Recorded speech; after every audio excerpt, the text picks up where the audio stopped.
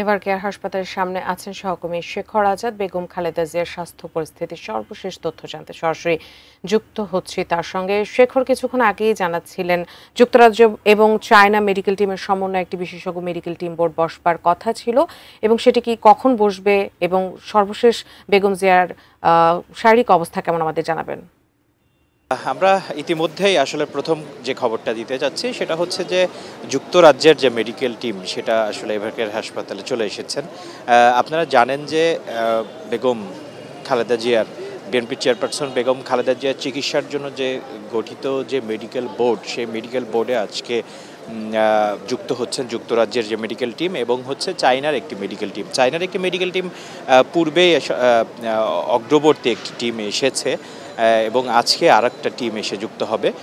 তাদের বিকেল নাগাদ আসার কথা। তো এই যে মেডিকেল টিমের আগের যে মেডিকেল টিম, বাংলাদেশের বিশেষজ্ঞ মেডিকেল টিম এবং হচ্ছে আমেরিকার জন হপকিংসের মেডিকেল টিম এবং লন্ডন ক্লিনিকের যে মেডিকেল টিম এবং এই যে যারা আজকে যুক্ত হচ্ছে, এই মেডিকেল টিমের সমন্বয়ে আজকে একটা মিটিং হবে এবং হচ্ছে বেগম খালেদা জিয়ার তারা স্বাস্থ্য হচ্ছে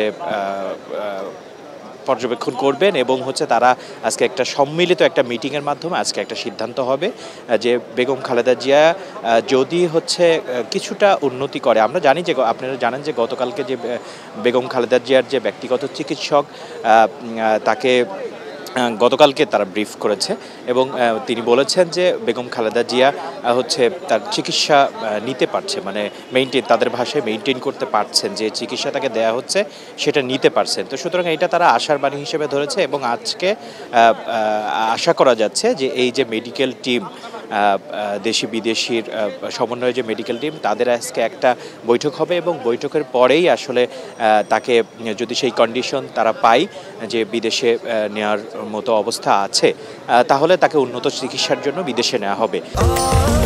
স্বাস্থ্যকর অল টাইম ফ্যামিলি কেক, সব সময় অল টাইম হেলদি লাইফ।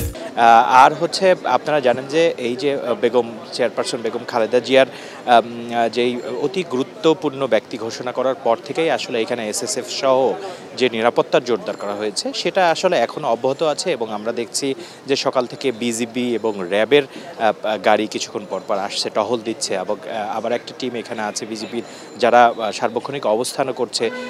তো হচ্ছে যদি বিষয়ের কথা বলি, যদি সিকিউরিটির কথা বলি, নিরাপত্তার কথা বলি, তাহলে খুব জোরদার করা হয়েছে নিরাপত্তা। এবং বিএনপির যেই নেতাকর্মীরা, যেটা হচ্ছে যখন থেকে 23 নভেম্বর থেকে বেগম খালেদা জিয়া এই এভার কেয়ার হাসপাতালে ভর্তি হয়েছে তখন থেকে আসলে নেতাকর্মীদের ভিড় আমরা লক্ষ্য করেছি। তবে আজকে এসে নেতাকর্মীদের উপস্থিতি কিছুটা কম, মানে এলোমেলোভাবে, যেহেতু বিএনপির পক্ষ থেকে নীতি নির্ধারণী পর্যায় থেকে বলা হয়েছে, সবাইকে অনুরোধ করা হয়েছে যেন হাসপাতালের সামনে কেউ ভিড় না করে, অযথা ভিড় না করে। এবং আরেকটা বিষয়ও আসলে বিএনপির স্থায়ী কমিটির সদস্য এবং হচ্ছে বিএনপির যেই নেতাকর্মীরা আছে তাদের পক্ষ থেকে বলা হয়েছে যেন কোনো রকম কোনো গুজবে কান না দেওয়া হয়।